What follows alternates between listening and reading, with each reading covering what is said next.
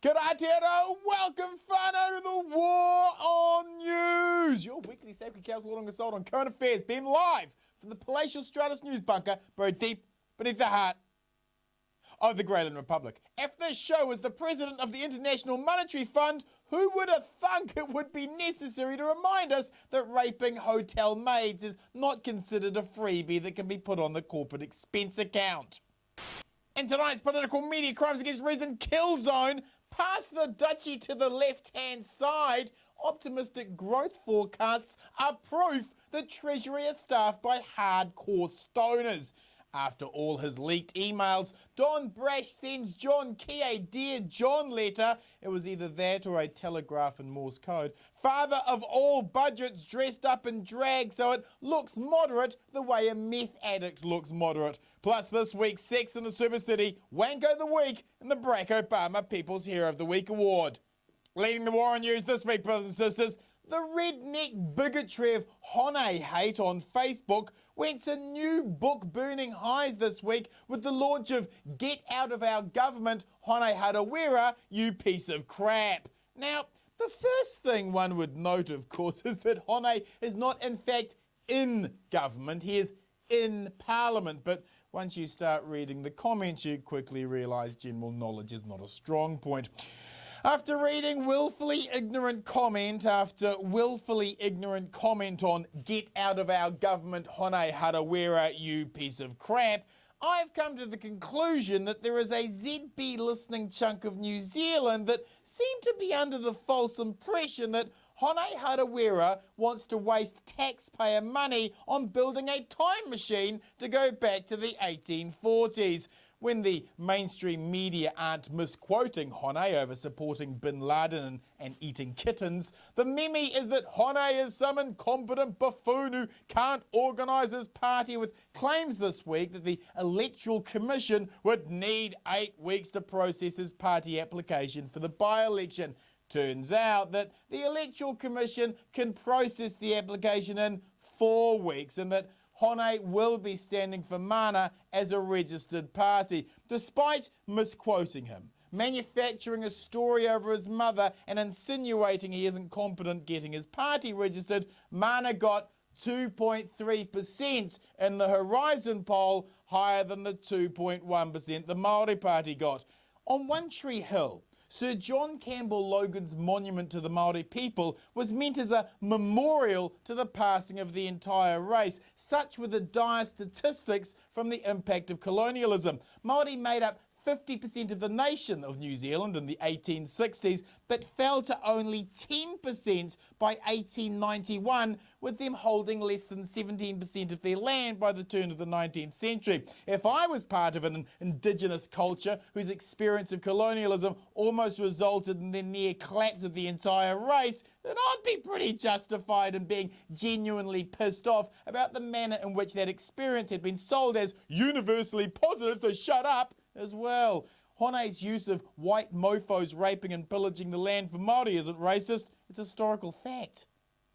Brothers and sisters, Shelley Bridgman is a mother and freelance writer for the New Zealand Herald who puts out a weekly column on their website about her banal experiences in the middle-class suburban pumpkin patch wasteland she likes to refer to as her life. While the New Zealand Herald defines balance as appointing National Party masochists like David Farrar as their online political columnists, they've truly managed to outdo even their limited standards with Shelley Bridgman's inclusion to their online squawking menagerie. In her column, Not All Families Are Equal, Shelley proclaims with the type of joy reserved for recently freed slaves or trapped minors that she gleefully defied World Health Organization guidelines and bottle-fed her daughter, as the guidelines didn't take into account mothers in Remuera and Herne Bay because breastfeeding led these mothers to seeking breast implants. I'm sorry, too posh to push and too vain to lactate? Shelley goes on to proclaim that she feared advice to lay her daughter on her back would result in a flat head. so she would have her nanny turn the sleeping baby using a notebook to record how long the baby had slept on which side of her head. There are fully automatic weapons less precise than Shelley Bridgman. This intellectually flabby jowl of middle-class pretension masquerading as parental advice is made offensive due to the rejoicing Shelley seems to revel in by willfully flying in the face of public health campaigns. Why not just blow cigarette smoke into your kid's face while jamming KFC Double Down burgers down their throats while we're at it? Justifying bottle feeding because you don't want to ruin your figure is honest in a bad way, Shelley. And rejecting advice on sudden unexpected death of an infant syndrome by having your nanny turn your sleeping baby's heads on the hour isn't a solution most people outside the New Zealand ritualists could afford. After this astounding voyage of self-delusion, the New Zealand Herald had to turn the comments feature off Shelley's blog due to, and I quote, the number of inappropriate posts. Yeah, people let Shelley know what they thought about her concerns. She's so the "Daddy, I want a golden goose now" type of writer, isn't she? To the headlines, whānau. Past the duchy to the left-hand side, optimistic growth forecasts are proof the Treasury is staffed by hardcore stoners. Whānau, we need to piss test the officials in Treasury immediately because their latest projections of positive economic activity are so vacantly optimistic they make John Key look like a manic depressive pessimist on the verge of suicide. Brothers and sisters, I suspect Treasury are smoking trees of high-grade skunk using bucket bongs because their 4% to 5% growth predictions to make the budget look better seem as hopeful as Kyle Chapman's job application to be the new race relations conciliator. In May 2008, Treasury forecast growth rates for the next 3 years of 1.5%, 2.3% and 3.2%. Instead, we got negative 1.1%, negative 0.4%, and negative 0.1%. They are claiming we'll get 4% growth when they have been out by as much as 3.1% as recently as last year. Being told you're doing well by Treasury is like being told you're doing well by your suicide bomber recruitment officer. Moving on with the headlines, whānau. After all his leaked emails, Don Brash sends John Key a Dear John letter. It was either that or a telegraph in Morse code. Don Brash isn't happy with John Key and has sent him a Dear John letter attacking John for not passing legislation to force beneficiaries into being ground up as cattle feed. Don's Dear John letter reads like the sort of love letter Hannibal Lecter would send Agent Starling. Creepy. While many would agree with Don that John has done bugger all for the poor in this country, Don's prescription for what the economy needs reads more like a zombie shopping list for fresh brains. Effectively, Don will cut all social welfare and allow the poor to fight it out for themselves in the belief that the fight for survival will give the poor all the skills and self-confidence they need in life. Don wants to turn New Zealand into a more violent version of Survivor Island, but with more solo mothers and dead children. Implementing hard right free market dogma to deal with the global economic recession caused by hard right free market dogma is like kicking a couple more holes into the Titanic to keep it afloat. Don claims that the Don Post article comparing ACT Party policy with Australian Labor Party policy, which found they were not very different, is evidence that ACT are moderate. No, it's not. It simply proves how right-wing the Australian Labor Party really is. Don's smokescreen scrutiny of his government with a microscopic G free market fantasy by chanting his one law for all race baiting crap, so no one focuses on the bewildering economic solutions he would like to unleash like the four horsemen of the apocalypse upon us. Seeing as a vote for John is a vote for Don, imagine Brash as the new finance minister. Cue Empire Strikes Back theme music. Don's first new infrastructure investment program will be a public-private partnership to build a brand new Death Star. New Zealand, you get the government you deserve.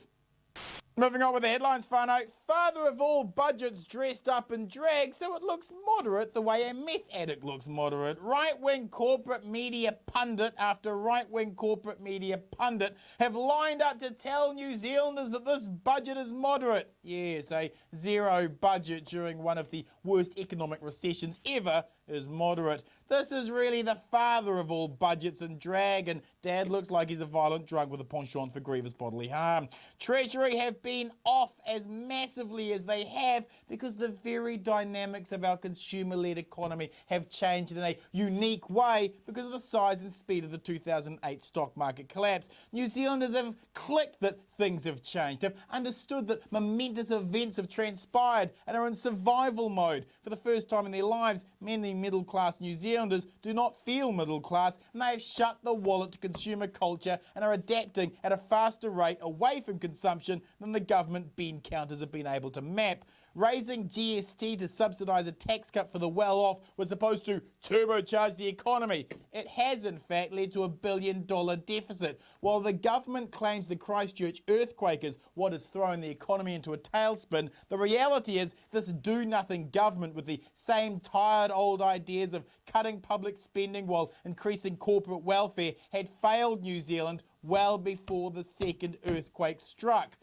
We are not going to get the type of growth Treasury are proclaiming. It is an illusion. If the mainstream media were to pick up any lesson from hard talk on the BBC last week when they grilled and embarrassed the Prime Minister over our greenwash lies, they may actually force answers out of John Key rather than accepting his flippant comments that keep the sleepy hobbits from waking. Seeing as John Key believes that if he cut welfare off to all beneficiaries in New Zealand that bugger all would die, his definition of reality from his multi-millionaire bubble world is as far away from the reality of your lives as Rugby World Cup ticket prices. Whānau, are you feeling sexy? It's Sex and the Super City time.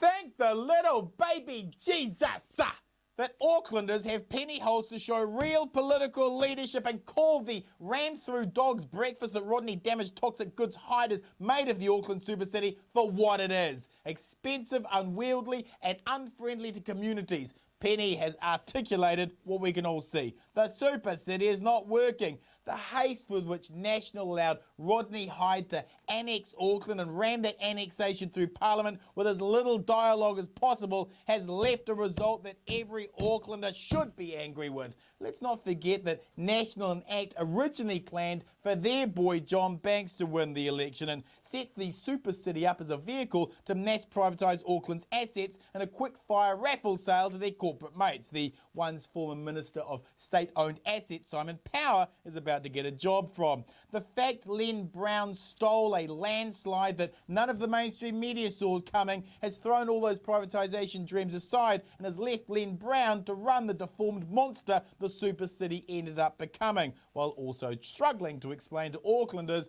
how unwieldy the beast has turned out to be. May Penny Hulse continue to tell Aucklanders how crap the Super City setup has been, and let's get her doing the same thing on the budget, the government's plan for infrastructure and welfare reforms. In fact, let's just replace Mark Sainsbury, the Walrus of News, with Penny Hulse on Close Up. Whānau, let's hand out this week's Wanko of the Week award.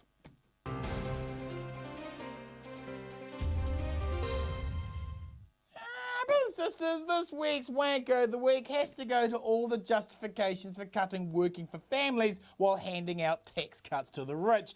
John Key claims it's middle-class welfare, and coming from him, that's an insult. What people miss is that New Zealand was crippled by neoliberal attacks on unions in the 1990s, which set the stage for our low-wage economy. By using the redistribution mechanics within democratic states, working for families isn't welfare to the middle class, it's welfare that makes them feel middle class. When it's the difference between paying the mortgage and feeding the kids, it's hardly entitlement. And don't tell me we don't have the money. We've got billions for corporate bailouts because they are too big to fail, but can't slash public services fast enough as they insultingly get referred to as nice to haves. New Zealanders will get their opportunity to show if John Key's smile and wave can con them into accepting more poverty as a benefit at the election in November. Let's end the show by handing out this week's Barack Obama People's Hair of the Week award.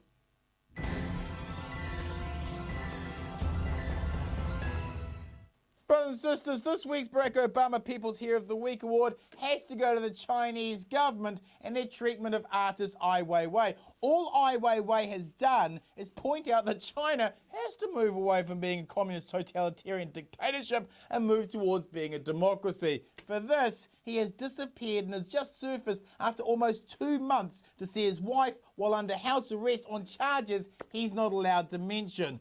We do not want to replace the Washington consensus that none of us have consented to with a Beijing consensus that none of us have consented to. Who wants a communist regime who arrests bloggers, artists and Christians worshipping during Easter to have any more influence on our economy? China need to release Ai Weiwei now or charge him with whatever trumped up offence they intend to pull. And we need to ask ourselves whether a country who fears artists are really a country we want buying more of our economic future. That's it for tonight, folks. Don't forget Citizen A plays Friday, 7:30 p.m, Freeview 21 and Sky 89. And follow me on my Citizen Bomber Twitter account and Citizen Bomber Facebook site. It has all the shows posted up online and allows you to befriend other like-minded citizens for romantic news moments. Good night, New Zealand. You stay classy, Aotearoa. Righto.